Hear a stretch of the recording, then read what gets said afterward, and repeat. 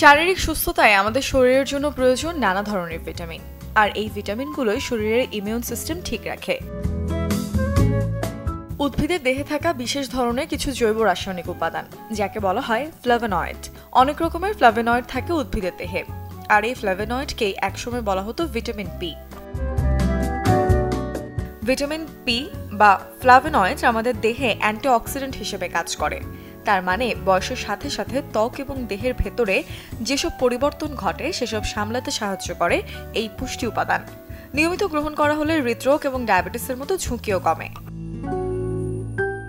রোজ flavonoid সমৃদ্ধ খাবার খাওয়ার অভ্যাস ভালো। রঙিন ফলমূল, রঙিন শাকসবজি, টক ফলের খোসা, পুদিনা পাতা, সয়া, গ্রিন টি, জলপাই তেল প্রভৃতি ফ্ল্যাভোনয়েডের উৎস।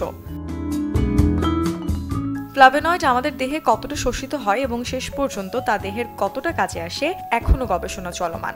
তবে যেসব উৎস থেকে ফ্ল্যাভোনয়েড পাওয়া যায় সেসব দারুণ স্বাস্থ্যকর।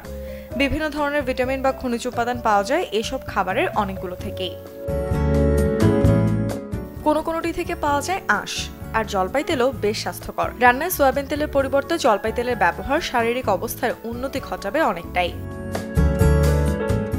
এমন ধরনের খাবার খেলে সত্যিকার অর্থেই আপনি সুস্থ থাকবেন, ওজন থাকবে নিয়ন্ত্রণে, উচ্চ রক্তচাপ, ডায়াবেটিস, হৃদরোগ, স্ট্রোকের মতো বহু জটিল রোগের ঝুঁকিও কমবে। মূর্ছনা ঐশী, চ্যানেল 24।